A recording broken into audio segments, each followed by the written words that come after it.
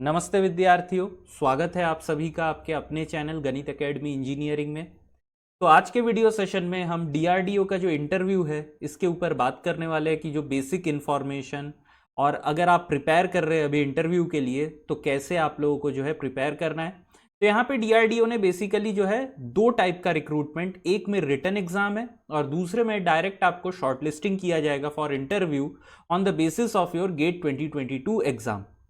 तो ये वाला जो सेशन है ये दोनों जितने भी मतलब जो ईसी, मैकेनिकल और सीएससी का एग्जाम के बाद जो आपका इंटरव्यू होगा वो वाले सेशन में भी ये हेल्पफुल रहेगा और जो अभी दूसरा वाला पार्ट जो है उसके लिए भी हेल्पफुल रहेगा जिसमें डायरेक्ट इंटरव्यू है on the basis of GATE score. ठीक है, तो वीडियो सेशन में एंड तक जरूर ईसी, इलेक्ट्रिकल, आईएन वाले आप लोग बने जरूर रहिएगा क्योंकि मैं यहाँ पे टॉप 5 सब्जेक्ट्स भी जो है जो आपको बहुत अच्छे वे में प्रिपेयर करना है वो मैं लास्ट में आप लोगों को बोलूंगा। ठीक है, तो वीडियो सेशन में आप लोगों से बोलूंगा आप लोग एंड तक जरूर देखिए। तो चलिए फिर वीडियो सेशन को स्टार्ट करते हैं। तो स्टार्ट करने से पहले मैं बोलूंगा कि आप लोग प्लीज चैनल को जरूर सब्सक्राइब कीजिए सपोर्ट शो करने के लिए। ठीक है, तो यहां पे देखिए जो सबसे ज्यादा कॉमन क्वेश्चंस होता है, ठीक है, कॉमन क्वेश्चन क्या है सबसे ज्यादा कि हमारा जो है गेट स्कोर लेस है तो क्या हम सिलेक्ट हो सकते हैं क्या। तो यहां पे मैं आप लोगों से बोलूंगा ऑब्वियसली आप लोग सिलेक्ट हो सकते हैं क्योंकि यहां पे जो कॉल रेशियो होता है दैट इज 1:10। एक वैकेंसी के लिए 10 स्टूडेंट को बुलाया जाता है। और यहां पे एक चीज मैं आप लोगों से एकदम क्लियर बोल दूं कि यहां पे आपका गेट का स्कोर 85%, इंटरव्यू 15%, ये लिखा जरूर रहता है बट जो 15% आपका इंटरव्यू का होता है ये बहुत बड़ा मायने रखता है। ठीक है, बहुत ज्यादा मायने रखता है। जब आप इंटरव्यू में जाते हैं तो आपको वहां पे सोचना ही नहीं है कि गेट का स्कोर जो है मेरा लेस है तो क्या मैं इंटरव्यू मेरे लिए देना फायदेमंद रहेगा। ऑब्वियसली अगर आप इंटरव्यू में बहुत अच्छा परफॉर्म करते हैं, मैं आपको बता रहा हूं, तो ऐसे बहुत से स्टूडेंट मेरे टच में हैं जिनका गेट स्कोर लो था बट उन्होंने फिर भी जो आपके हाई गेट स्कोर वाले स्टूडेंट्स को उन्होंने पछाड़ के वो लोग जो है आपका बेसिकली उनको सिलेक्ट किया गया है ऐसे बहुत सारे ऑर्गेनाइजेशंस में। तो मैं आपको बार बार बोलूंगा कि आपको कभी भी डीमोटिवेट नहीं होना है कि अगर मेरा गेट स्कोर लेस है तो क्या मेरा सिलेक्शन होगा। इसका आंसर है यस, आप सिलेक्ट जरूर होंगे अगर आपका इंटरव्यू बहुत ही बेहतरीन जाए। ठीक है, दूसरा जो सबसे बड़ा मिसकंसेप्शन है इस टाइप के जो भी इंटरव्यूज होते हैं जैसे कि बार्क हो गया, डीआरडीओ हो गया, इसरो हो गया, तो इसमें की ड्यूरेशन ऑफ इंटरव्यू, जिसका इंटरव्यू बहुत अच्छे मतलब बहुत लंबा है उसका सिलेक्शन पक्का है, ऐसा कुछ भी नहीं है। तो डीआरडीओ के केस में एवरेज जो इंटरव्यू है ये 30 से 50 मिनट के स्पैन में भी है। किसी किसी का इंटरव्यू 1.5 घंटे भी चला है, किसी किसी का 30 मिनट भी चला है और वो भी सिलेक्ट हुए हैं। ठीक है, तो कभी भी ड्यूरेशन ऑफ इंटरव्यू ये मैटर नहीं करता है, बेसिकली आपका इंटरव्यू में कॉन्फिडेंस कितना है ये मैटर करता है। ठीक है, ना कि टाइम। अब तीसरा पॉइंट क्या है, अगर आपसे पूछा जाए आंसरिंग अबाउट योरसेल्फ, तो यहां पे आपको अच्छे से प्रिपेयर करके जाना है। आपको वही चीज नहीं बोलना है जो आपने वहां पे फॉर्म फिलअप किया है उस वही सेम चीज बोल रहे कि सर मैंने बीटेक ये फलाना ढिमका कॉलेज से पास किया है, वही परसेंटेज बोल रहे। ठीक है, ये सब नहीं बोलना है, आपको वो चीज बताना है जो कि रेज्यूमे में आपने लिखा नहीं है। ठीक है, तो आपको विद इन 10 लाइन्स के अंदर, या मैं बोलूं अगर 3 मिनट के अंदर, ठीक है, 10 लाइन्स या 3 मिनट्स, ठीक है, इसमें आपको पूरा डिफाइन करना है कि आप कहां से आ रहे हैं।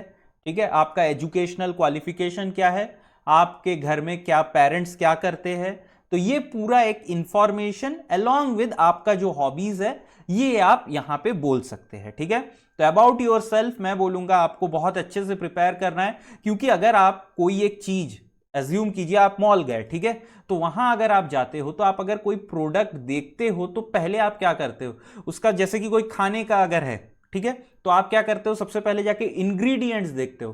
तो अगर वो प्रोडक्ट अपने बारे में अच्छे से प्रेजेंट नहीं करेगा तो आप वो प्रोडक्ट देखना ही नहीं चाहोगे। तो इसीलिए सबसे जो बेस्ट है वो आपको मैं बोलूंगा आपको अपने बारे में बताना बहुत अच्छे तरीके से। ठीक है, अब हिंदी इंग्लिश जिसमें भी आप कंफर्टेबल है उसी में आप बात कीजिए, कोई दिक्कत नहीं। अब नेक्स्ट फोर्थ पॉइंट क्या है, अबाउट डीआरडीओ। ठीक है, अबाउट डीआरडीओ, आप डीआरडीओ के बारे में क्या जानते हैं, लेटेस्ट न्यूज डीआरडीओ में क्या है, कौन सा मिसाइल क्या चल रहा है, ये सब के बारे में आपको जो है ये नॉलेज होना चाहिए। तो ऐसा नहीं कि आप एकदम पूरा पढ़ लिए। तो एक चीज कर सकते हैं, डीआरडीओ के वेबसाइट में जाइए, वहां पे अबाउट बोल के होता है और एक रिसेंट सेक्शन भी होता है, उसको रीड कीजिए और फिर गूगल में देख लीजिए लास्ट 1 मंथ में डीआरडीओ रिलेटेड क्या क्या न्यूज है, उसको बस आप एक बार थोड़ा सा रिफ्रेश कर लीजिएगा। ठीक है, तो ये चीज थोड़ा सा इंपॉर्टेंट हो जाता है क्योंकि पूछते हैं। नेक्स्ट 5th पॉइंट यहां पे पूछा जाता है, ये कोई भी एक पॉइंट में या तो स्टार्टिंग में या एंडिंग में आपको बोला जाएगा, स्पेशली जो लोग अभी मतलब कहीं पीएसयू या कहीं पे भी आप वर्क कर रहे हैं तो आपको बोला जाएगा कि आप क्यों डीआरडीओ में काम करना चाहते हैं। ठीक है, तो इसके लिए ये नहीं कि मतलब बस बचपन से हो गया, ये सब नहीं आंसर देना है। ठीक है, आपसे पहले 100 लोग और भी दिए, आपको एक out of the box answer बोलना है कि डीआरडीओ में क्यों आप काम करना चाहते हैं।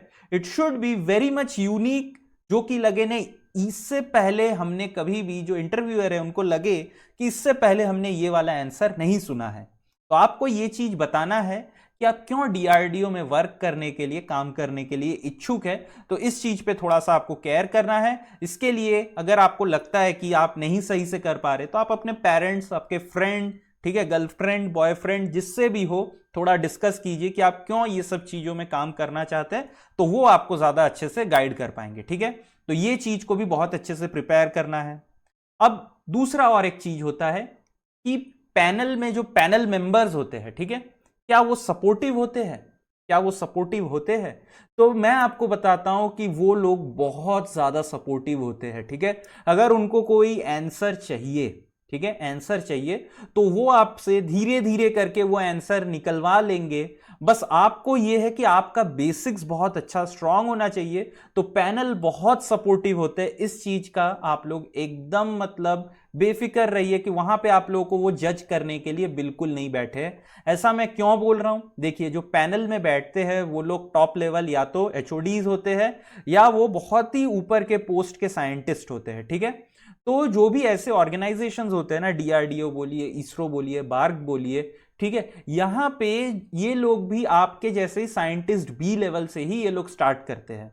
फिर जैसे जैसे साइंटिस्ट लेवल ऊपर बढ़ते जाते, सी डी ई एफ, यहां पे इन लोगों का भी इंटरव्यू होता है। ठीक है, तो यहां पे ये लोग भी छोटे लेवल से अप लेवल तक गए हैं, तो इनको भी पता है, इनको भी अपना जो टाइम है याद रहता है कि बेसिकली ये लोग कितने नर्वस थे। तो ये सब चीजें जान के ही वो लोग बहुत सपोर्टिव होते हैं। तो बस आपको अपना वहां पे जाके दिमाग एकदम शांत रखना है और आपको बोलते चले जाना है जो आपको पता है। जो नहीं पता है उसका कोई भी गेस नहीं करेंगे कोई। ठीक है, तो इस चीज का भी ध्यान रखेंगे। पैनल मेंबर बहुत सपोर्टिव होते हैं, आपको फील ही नहीं होगा। बस शुरू के 5 मिनट 10 मिनट ना आपका जो हार्ट बीट है वो बहुत फास्ट रहेगा। तो इसीलिए 7th पॉइंट मैंने इसी चीज को लिखा है कि जब आपका हार्ट बीट बहुत फास्ट रहता है ना, आप एकदम घुसते हो, मतलब ऐसे लगता है डर लग रहा है। ठीक है, तो यहां पे आपको क्या करना चाहिए, आप क्या होता है कभी कभी आपको कोई चीज आता है, आप उसको भी गलत बोलना स्टार्ट करते हैं। और फिर ना ऐसे होता है कि एक बार जब ये शुरू हो जाता है ना कि आप गलत बोलना स्टार्ट किया, आपको पता है कि आप गलत बोल रहे हो, आपका बैक ऑफ द हेड ना ये चलेगा कि आप गलत बोल रहे हो, अब सिलेक्शन नहीं होगा, तू छोड़ दे, तू निकल जा, ये टाइप का चीजें ना आपके पीछे से बोलना स्टार्ट होगा। तब आप क्या करेंगे, आप चाहते हो जितना जल्दी हो सके छुटकारा मिले, इसीलिए आप गलत सलत कुछ भी आंसर देके बस वहां से भागना चाहते हो, क्योंकि इतना ज्यादा प्रेशर हो जाता है। तो जब ये वाला सिचुएशन लगे कि नहीं, शुरुआत में जो आपका हार्ट बीट बहुत रेस हो रहा है और आप सही से नहीं बोल पा रहे हो, इसके लिए मैं बोलूंगा कि आप 2 मिनट उनसे बोलिए कि सर मैं थोड़ा सा जो है नर्वस हो गया हूं, मुझे बस 2 मिनट दीजिए। आप जब 2 मिनट लिए उसमें पानी पीजिए आप, उसके बाद आप 10 टाइम्स डीप ब्रीदिंग कीजिए, कोई फर्क नहीं पड़ने वाला। आप 2 मिनट्स ले लीजिए, कुछ नहीं, आपको कोई जज नहीं करने वाला है। ठीक है, आप 2 मिनट्स लीजिए, अच्छे से खुद के नर्व को काम डाउन कीजिए, 10 टाइम्स डीप ब्रीथ कीजिए। सब लोग समझते हैं वहां पे कि आप जो है 21 22 25 साल के आप लोग लड़के लड़कियां हैं, डर लग रहा है इतने बड़े साइंटिस्ट के सामने। ठीक है, तो वो लोग अंडरस्टैंड करते हैं, आपको 2 से 3 मिनट वो लोग टाइम देंगे। ठीक है, तो ये मेरा सजेशन है, खुद के नर्व्स को ठंडा रखिएगा, फिर आप लोग जाइएगा। ठीक है, और एक चीज, जब आप लोग वेट करते हैं इंटरव्यू में तो सबसे ज्यादा टेंशन ना तब होता है, यार क्या होगा क्या होगा, एकदम सोचते रहते। है ना। ये हमारा वाइवा एग्जाम तो नहीं है जाके पूछ लेते अरे भाई बताओ क्या हुआ क्या पूछा, ऐसा तो नहीं है। तो आपको ना यहाँ पे वेट करना होता है। तो ये जो वेटिंग टाइम है ना, यहाँ पे ऐसे नहीं कि बैठ के किताब पढ़ रहे कुछ कर रहे। तो इसके लिए ना मैं एक छोटा सा आपको ट्रिक बोलता हूँ। अगर आप लोगों को क्लोव, जिसे लौंग कहते हैं हिंदी में, ठीक है, उसको ना आप मुंह में रख के चुपचाप एकदम आंख बंद करके चबाते रहिए। आपका जो माइंड भी रहे फ्रेश रहेगा, आपका गला जो सूखता है वो भी नहीं होगा, ठीक है। ऐसे नहीं कि एकदम भरपेट पानी पी के बैठे हुए हैं, फिर पता चला मतलब जाना पड़ रहा है, ठीक है, इधर उधर। तो वो चीज भी नहीं करेंगे, आपको एकदम आराम से चुपचाप बैठे रहना है, ठीक है। तो ये हमने कुछ कुछ कॉमन क्वेश्चंस को कवर किया। अगर आपके पास और भी कुछ कॉमन क्वेश्चंस क्वेरीज है तो मैं बोलूंगा आप लोग नीचे कमेंट सेक्शन में जरूर कमेंट कीजिए। मैं आप लोगों के कमेंट में कोशिश करूंगा वो डाउट्स और क्वेरीज को क्लियर करने का, ठीक है। तो नेक्स्ट सेशन क्या है हमारा, कि हम प्रिपेयर कैसे करें, ठीक है, प्रिपेयर कैसे करें और कितने सब्जेक्ट्स प्रिपेयर करें। तो यहां पे मैं बोलूंगा सेफ साइड में रहने के लिए आप 5 सब्जेक्ट प्रिपेयर कीजिए, ठीक है, 5 सब्जेक्ट। तो ये मेरा एक आप लोगों से रिक्वेस्ट है, अगर टाइम है आपके पास, ठीक है, अगर टाइम है, जैसे कि अभी अभी कोई कुछ पता नहीं है, आप 5 सब्जेक्ट्स को बहुत अच्छे से पढ़ना स्टार्ट कर दीजिए। आप लोगों का प्रिपरेशन बहुत अच्छा होगा, ठीक है। वहां पे एक आपका अलग ही वेटेज रहेगा जब आप बोलेंगे कि 5 सब्जेक्ट आपको पता है। अब ऐसे नहीं कि 5 सब्जेक्ट बोल के गए और वहां जाके भसक गया पूरा, ठीक है। तो ये चीज का भी केयर करेंगे। अगर आप 5 सब्जेक्ट बोल रहे तो प्रॉपर रहे, अगर 5 नहीं हो रहा है तो एटलीस्ट 3 करके जाए। लेकिन ये जो 3 है इसमें अगर आपसे भगवान भी आके क्वेश्चन पूछ ले तो आप आंसर बता पाओ, इस चीज का ध्यान रखेंगे, ठीक है। भले ही 3 पढ़ के गए लेकिन उस 3 में एकदम महारत हो चुका है, ऐसे करके आप जाओगे, ठीक है। अब जो ये ऊपर जितने भी सब्जेक्ट्स आप प्रिपेयर करते हो, क्या इनमें सिर्फ कंसेप्ट पता होना ही एनफ होता है, ठीक है, कंसेप्ट का पता होना? तो यहां पे मैं बोलूंगा नहीं, बिल्कुल नहीं। क्यों? क्योंकि यहां पे आप लोगों से जो साइंटिस्ट या इंटरव्यूअर है वो कंसेप्ट कहां से आया, क्यों आया, किस वजह से आया, इस पे भी वो लोग चर्चा करने वाले हैं। तो सिर्फ कंसेप्ट का पता होना ये काफी नहीं है। कंसेप्ट क्यों आया, कहां से आया, कैसे आया, ये सब चीजें आपको पता होना चाहिए ही चाहिए। और एक छोटा सा चीज मैं बोलूंगा कि कभी कभी मैंने तो कभी नहीं महसूस किया है, लेकिन मैंने ये चीज देखा पढ़ा, बहुत से स्टूडेंट्स जो लोग अभी डीआरडीओ या बार्क में हैं, इनसे पूछा जाता है कि आपने ये कंसेप्ट कहां से पढ़ा, किससे पढ़ा, ठीक है। तो बुक नेम, साथ ही साथ जो बुक ऑथर है, ये आपको पता होना चाहिए कि आपने अगर एक कंसेप्ट है इसको कहां से पढ़ा, इस चीज को आपको जो है ज्ञान होना चाहिए, ठीक है। अब नेक्स्ट और एक चीज है, क्या आप बी टेक के कुछ सब्जेक्ट्स देखें? तो मैं यहां पे बोलूंगा कुछ बच्चों से यहां पे बी टेक के भी सब्जेक्ट्स पूछे गए हैं। तो 6 सेमेस्टर ऑनवर्ड्स आपके जो भी सब्जेक्ट है, ठीक है, सब्जेक्ट्स है, जैसे कि मैं थोड़ा सा आपको बताता हूं। तो जब मैं आईआईटी कानपुर में न्यूक्लियर इंजीनियरिंग के लिए मैं गया था 2014 में, तो वहां पे मेरे पास एक जो है मेरा एक सब्जेक्ट था 7th सेम में, नॉन डिस्ट्रक्टिव टेस्टिंग, ठीक है, नॉन डिस्ट्रक्टिव टेस्टिंग। और मैं न्यूक्लियर इंजीनियरिंग एंड साइंस के लिए मैं गया था वहां पे। तो हमारे जो टीचर है, सबके teacher Shri HC Verma sir, वो मेरे से वहां पे एक क्वेश्चन पूछ लिए कि यार तुम तो एनडीटी पढ़े हुए हो, नॉन डिस्ट्रक्टिव टेस्टिंग। तो उन्होंने एक मेरे से क्वेश्चन पूछा था, ठीक है। तो वहां पे क्योंकि मैंने 6-7 सेम में मैं अच्छे से पढ़ाई कर रहा था, ठीक है, तो मुझे वो मशीन जो उन्होंने पूछा था, उसका वर्किंग पूछा था, वो मुझे पता था, तो मैंने उसका जो है आंसर बोला था, ठीक है। तो ये चीजों का थोड़ा सा ध्यान रखना है आपको कि आप अगर है आप पढ़ के जा रहे हैं तो बी टेक के सब्जेक्ट्स 6 सेमेस्टर ऑनवर्ड आप बस थोड़ा सा देख लीजिएगा, ब्रश अप कर लीजिएगा, बस उतना ही, उससे ज्यादा नहीं, डेप्थ में नहीं पूछा जाएगा, ठीक है। और एक चीज, क्या हमें डेरिवेशन देखना है? कोई भी अगर कंसेप्ट है उनके डेरिवेशन प्रूफ बिल्कुल देखना है आपको, ठीक है। आपको नहीं पता कब वो लोग बोले कि व्हाइट बोर्ड में जाके आप दिखाओ हमें ये प्रूफ करके, तो डेरिवेशन एंड प्रूफ आपको देख लेना है, जो भी कंसेप्ट या जो भी थ्योरी है उसका बहुत अच्छे से। और एक चीज, आप अब M1 M2 M3 भूल चुके हैं, तो ये बिल्कुल भी एक्सेप्टेबल नहीं है कि आप मैथ्स भूल गए हो। क्यों? मैं ये चीज बता देता हूं, क्योंकि मैथ्स जो होता है सारे इंजीनियरिंग स्ट्रीम्स को कॉमन होता है। तो इसी वजह से मैथ्स जो है आपको आना चाहिए। ये नहीं बोलूंगा कि एकदम पूरा मैथ्स पढ़ लीजिए, लेकिन मैथ्स के जो बेसिक है ये सब चीजें थोड़ा सा पता होना चाहिए। क्योंकि एक बार एक स्टूडेंट को ना बेसल फंक्शन पूछ लिया गया, अब वो बेचारा परेशान, भूल गया अरे बेसल फंक्शन क्या होता है। तो वहां पे ना ये सब चीजें अगर पूछ लिया जाए ना तो आपको पता होना चाहिए। तो इसीलिए मैथ्स अगर आप बोल दिए ना कि हम सर मेरे को याद नहीं आ रहा है, भूल गए हैं, बहुत नेगेटिव इंपैक्ट होने वाला है। ठीक है, ये नेगेटिव इंपैक्ट को आपको नहीं देना है, तो इसीलिए मैथ्स का भी एक रिवीजन प्रॉपर होना चाहिए। अब 7th पॉइंट, जो लोग फाइनल ईयर प्रोजेक्ट या फ्रेशर जो लोग अभी है बेसिकली, ठीक है, तो वो लोग बेसिकली अभी क्या किए, इंटर्नशिप या तो आप कहीं पे किए हो या तो आप फाइनल ईयर प्रोजेक्ट किए हो। तो यहां पे मैं आप लोगों से बोल दूं कि आपको पक्का है, मैं बोल देता हूं 200% में श्योर हूं कि आपको इसमें से क्वेश्चन पूछा ही जाएगा। आपका फाइनल ईयर प्रोजेक्ट का जो आपने थीसिस सबमिट किया है, या तो उससे या तो आपका इंटर्नशिप रिपोर्ट से आपको पूछा जाएगा, और वहां पे यह भी पूछा जाएगा कि इसका कोई फिजिकल सिग्निफिकेंस या इंडस्ट्रियल एप्लीकेशन है भी कि नहीं। हम लोग ऐसे बहुत से स्टूडेंट होते हैं, इंक्लूडिंग मी माई सेल्फ, जब मैंने किया था अपना प्रोजेक्ट उसका कोई भी इंपॉर्टेंस नहीं था, वो थियोरिटिकल वे में इंपॉर्टेंट था। ठीक है, उसका इंडस्ट्रियल एप्लीकेशन कुछ भी नहीं था, पीआईडी कंट्रोल जो मैंने किया था। ठीक है, मैं आपको एकदम फैक्ट बोल रहा हूं। तो वहां पे बेसिकली आपको पूछा जाएगा कि इसका कोई भी इंडस्ट्रियल एप्लीकेशन है कि नहीं है। तो इस चीज के लिए भी आपको प्रिपेयर्ड रहना है। और जो लोग कहीं पे जॉब कर रहे हैं तो आपका करंट जो जॉब प्रोफाइल है उसको आप बहुत अच्छे से प्रिपेयर करके जाएंगे, और वहां पे जो है आप लोग को से पूछा जाएगा कि आप जो अभी करंट जहां पे काम कर रहे हो वो कैसे हेल्पफुल हो सकता है डीआरडीओ में।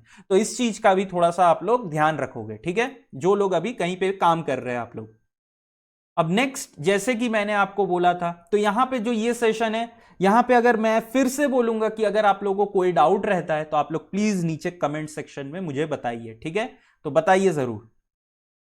तो ये वाला जो स्लाइड है यहां पे, ये सिर्फ इसी इलेक्ट्रिकल आईएन जो कि मेरे ब्रांचेस है, मैं इस पे थोड़ा सा बात करने वाला हूं कि यहां पे कौन से सब्जेक्ट्स इंपॉर्टेंट है, क्या इंपॉर्टेंट है, आपको कैसे प्रिपेयर करना है, इस पे मैं बात करने वाला हूं। ठीक है, तो देखिए यहां पे अगर मैं इलेक्ट्रॉनिक्स एंड कम्युनिकेशन के लिए बोलूं तो यहां पे कम्युनिकेशन, स्पेशली जो आपका डिजिटल कम्युनिकेशन है, ये काफी इंपॉर्टेंट हो जाता है। ठीक है, इसमें से भयंकर क्वेश्चन पूछे जाएंगे और इसको क्लब किया जाएगा एनालॉग इलेक्ट्रॉनिक्स से। तो आपको जितने भी कम्युनिकेशन सर्किट्स है उसका जो है सर्किट डायग्राम भी पता होना चाहिए, और analogue electronics specially CMOS MOS ये सब बहुत अच्छे से आपको देखना है। और यहां पे मैंने थोड़ा सा ये मिस्टेक कर दिया है, तो यहां पे ईएमटी को थर्ड में रहना चाहिए था। ईएमटी से बहुत क्वेश्चन पूछा जाता है, including satellite communication and microwave. तो इस चीज का ध्यान रहे कि जब आप ईएमटी को पढ़ रहे हैं तो सैटकॉम और माइक्रोवेव इसी के साथ देख लीजिएगा, क्योंकि इसमें से क्वेश्चंस आ जाते हैं कभी कभी। ठीक है, नेक्स्ट, यहां पे डिजिटल इलेक्ट्रॉनिक्स से भी कभी कभी क्वेश्चंस पूछे जाते हैं। ठीक है, और सिग्नल प्रोसेसिंग। तो अगर आपको 4 या 5 सब्जेक्ट सिलेक्ट करना है तो इनमें से कोई भी एक सिलेक्ट कीजिए। अब ऐसे नहीं कि आपने सिर्फ सैटकॉम पढ़ लिया माइक्रोवेव छोड़ दिया, नहीं, सैटकॉम के अंडर ही माइक्रोवेव आ जाता है। तो इस चीज का ध्यान रखिए, अगर कोई सैटकॉम और सैटकॉम को चुन रहा है तो माइक्रोवेव भी आपको यहां पे पढ़ना पड़ेगा। ठीक है, तो अगर किसी को लग रहा है कि नहीं हमें सिर्फ 3 सब्जेक्ट पढ़ना है तो यहां पे मैं बोल दूं आप कम्युनिकेशन को पढ़िए, ईएमटी को पढ़िए और सिग्नल प्रोसेसिंग। ठीक है, इन तीनों में से बहुत चांसेस है। और अगर आप ये सब्जेक्ट पढ़ लेते हैं, और अगर मैं आपको बोलता हूं यहां पे अगर 10 क्वेश्चन में से अगर आप 6 क्वेश्चन भी करेक्ट आंसर करते हैं, ठीक है, आपका सिलेक्शन पक्का है। क्योंकि सैटेलाइट कम्युनिकेशन और माइक्रोवेव में बच्चों को ज्यादा यहां पे आइडिया नहीं होता है, इसी वजह से मैं बोल रहा हूं। ठीक है, तो अगर ये सब्जेक्ट आप प्रिपेयर कर लेते हो यहां पे, तो मैं आपको बोल रहा हूं आपको एज मिल जाएगा पूरे इंटरव्यू में। ठीक है, तो इस चीज का ध्यान रहे। अब नेक्स्ट आ जाते हैं इलेक्ट्रिकल में, जिनका कि अभी डायरेक्ट इंटरव्यू है। तो यहां पे मशीन्स, तो मतलब समझ रहे हो, ये आप लोगों का दाल चावल है, इसको आप भूल नहीं सकते हो, बहुत अच्छे से आपको पढ़ना ही है इसको। ठीक है, नेक्स्ट आ जाता है पावर सिस्टम। पावर सिस्टम आप इसको बिल्कुल भी इग्नोर नहीं कर सकते हो, पढ़ना ही है। अब नेक्स्ट एक चीज देखा गया है कि हाई वोल्टेज डीसी करंट इसके ऊपर क्वेश्चंस कई बार पूछे गए हैं और जो लोगों को ये पता है उनको बहुत ही एक अलग सा एज मिल जाता है, ठीक है। और अगर आप इलेक्ट्रिकल से हो और फिर भी अगर आपको रडार या माइक्रोवेव या सैटेलाइट कम्युनिकेशन का आइडिया है तो यहां पे आपको जो एज मिलेगा ना बाकी कैंडिडेट से, वो मैं बोल नहीं सकता हूं, ठीक है। तो माइक्रोवेव अगर आप पढ़ लेते हो यहां पे तो बहुत ही ज्यादा एडेड एडवांटेज मिलेगा। इसके साथ मैं बोलूंगा अगर टाइम परमिट करता है तो आप मेजरमेंट को जरूर देख लीजिएगा, ठीक है, क्योंकि आप इलेक्ट्रिकल इंजीनियरिंग से है तो आपको मेजर तो करना ही पड़ेगा चीजों को, तो इसीलिए मैं बोलूंगा मेजरमेंट को आप लोग जरूर देख लीजिएगा। अब नेक्स्ट है इंस्ट्रूमेंटेशन के लिए। तो इंस्ट्रूमेंटेशन के लिए यहां पे ऐसा देखा गया है कि एनालॉग इलेक्ट्रॉनिक्स ज्यादातर और सेंसर्स से क्वेश्चंस बहुत जो लोग बोलते हैं वो लोगों से पूछा गया है, ठीक है। नेक्स्ट अगर यहां पे भी मैं आप लोगों से बोलूंगा अगर आप लोग कम्युनिकेशन देख पाते हो ना तो ये बहुत ही एज आपको देगा, सेम जो डिजिटल कम्युनिकेशन है उसी को। इसके साथ साथ अगर रडार आप लोग कर पाते हो तो बहुत अच्छा है, ठीक है। अगर नहीं कर पाते तो फिर तो मेजरमेंट और डिजिटल इलेक्ट्रॉनिक्स ये मैं रखा हूं यहां पे, इनको पढ़ के भी आप जा सकते हो।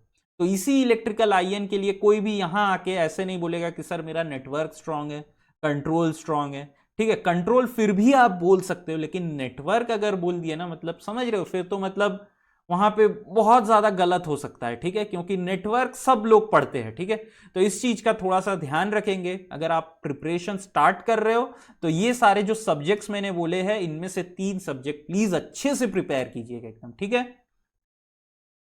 तो इसी के साथ जो है हम लोग वीडियो सेशन को एंड करते हैं। मैं आशा करता हूं आप लोगों को सेशन हेल्पफुल लगा होगा। अगर हेल्पफुल लगे तो प्लीज चैनल को सपोर्ट कीजिए by subscribing to the channel, and if you like the video like और शेयर जरूर कीजिएगा, ठीक है। तो चलिए फिर मिलते हैं अगले सेशन में। धन्यवाद।